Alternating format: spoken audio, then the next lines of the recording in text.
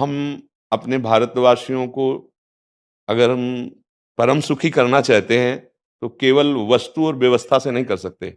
उनका बौद्धिक स्तर सुधरना चाहिए। आज हमारे समाज का बौद्धिक स्तर गिरता चला जा रहा है। बहुत चिंता का विषय है।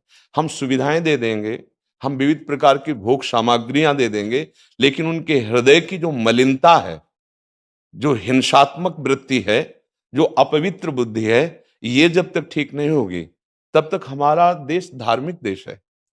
हमारे यहाँ धर्म की प्रधानता है।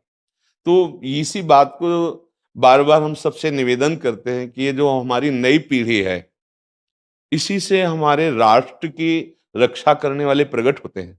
जो विद्यार्थी जन है, उन्हीं में कोई एमएलए बनता है, उन्हीं में कोई सांसद बनता है, उन्हीं में कोई मुख्यमंत्री बनता है, उन्हीं में कोई राष्ट्रपति या प्रधानमंत्री उन्हीं में अपने लोग भी सब थे। अब हमारी शिक्षा केवल आधुनिकता का स्वरूप लेती जाए और व्यभिचार प्रवृत्ति, व्यसन प्रवृत्ति, हिंसा प्रवृत्ति, ये नई पीढ़ी में देखकर बहुत असंतोष हृदय में होता है। इसीलिए कितनी भी शरीर में पीड़ा हो, हम प्रयास करते हैं जितने से जितने सामने हमारे भगवत स्वरूप जन आते हैं, पहले बुद्धि शुद्ध होनी चाहिए। मय्येव मन आदत्स्व मयि बुद्धिम निवेश है, तो निवशिष्यति मय्येव अत ऊर्ध्वम न संशया। तू मेरे में ही निवास करेगा, अर्थात भगवदानंद में। अविनाशी जीव कभी भोग विलास में तृप्त हो ही नहीं सकता। हम अगर अपने राष्ट्र की विशेष सेवा, तो हमारे धर्म का परिचय, जैसे आप जन करते हैं, धर्म का हमारा क्या स्वरूप है, हमारे जीवन का लक्ष्य क्या है। हमें जितना राम जी प्रिय हैं, कृष्ण जी प्रिय हैं, उतने ही भारत देश हमारे लिए प्रिय है। जैसे राम भक्त, कृष्ण भक्त, वैसे ही हमारे भारत देश का हर जन जन हमारा आदरणीय और पूजनीय। पर अब जो मानसिकताएं बन रही हैं, वो हमारे धर्म और हमारे देश के लिए लाभदायक नहीं होंगी। व्यसन का इतना बढ़ता स्वरूप, व्यभिचार का इतना बढ़ता स्वरूप, हिंसा का इतना बढ़ता स्वरूप, ये बहुत ही विपत्तिजनक है।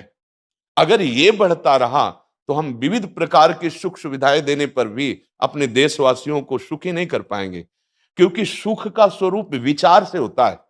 सुख और दुख की स्थिति सत्य नहीं है, आगमा पाइनो अनित्यास, लेकिन हमारा विचार, और विचार हमारा गंदा हो रहा है।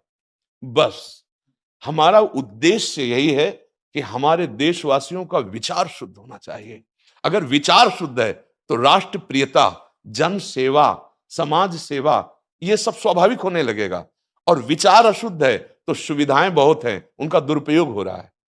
तो बस आप सबसे बड़े बड़े जो उपदेष्टा जन हैं, जो बड़े बड़े धर्म की रक्षा के लिए भगवान ने जिनको भेजा है, उन सबसे यही प्रार्थना है कि सब व्यवस्था करते हुए हमारे देशवासियों की बुद्धि अध्यात्म को समझे। बिना अध्यात्म को समझे दुख सुख की समानता बिना किए परम सुख का अनुभव हो ही नहीं सकता। इस मायाकृत भोग पदार्थों को भगवान ने दुख योनया कहा है। मानो एक बोर्ड लगा दिया, दुखालयम अशाश्वतम।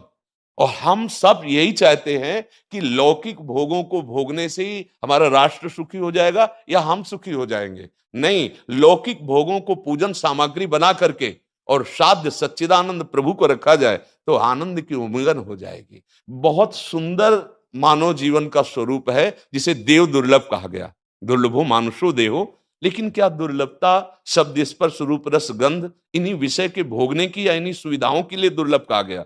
दुर्लभ है किसी सच्चिदानंद सुख के लिए। और उस सुख को तो हम भूले हुए, एकदम बहते हुए शब्द स्पर्श रूप रसगंध के प्रवाह में चले जा रहे हैं और इसी को सौभाग्य समझ रहे हैं कि हमें सुख प्राप्त हो रहा है। नहीं, हम सबसे प्रार्थना करते हैं कि आप अपने धर्म को समझिए। आप अपने स्वा को जहां जहां स्थापित करते चले जा रहे हैं, आप उसे गंदा करते चले जा रहे हैं। मदिरा में, हिंसा में, द्यूत कीड़ा में, बेविचार में, इसे दोष नहीं समझा जा रहा है। और हमारे शास्त्र और हमारा धर्म इसको निषेध करता है। कलयुग की स्थिति बताई गई है। छोटे छोटे बच्चे व्यसन करने में लग गए। आज स्कूली विद्यार्थी जिनको ब्रह्मचर्य से पुष्ट होना चाहिए, वो ब्रह्मचर्य नष्ट कर रहे हैं। ये बड़ा चिंता का विषय है। हमारे देश के लिए जो जवान चाहिए, हमारे देश के लिए जो भक्ति चाहिए, उसमें बुद्धि और शरीर बल दोनों होना चाहिए। शरीर बल क्षीण हो रहा है क्योंकि व्यभिचार प्रवृत्ति में बहुत कमजोर अवस्था में, जैसे गेहूं की फसल है और गलेथ में काट ली जाए, तो न दाना मिलेगा न सही भूस मिलेगा। ऐसे ही 20 वर्ष की अवस्था तक यदि ब्रह्मचर्य नष्ट कर दिया जाए तो वो गृहस्थ के योग्य में नहीं रह सकता। राष्ट्र सेवा की क्या बात है।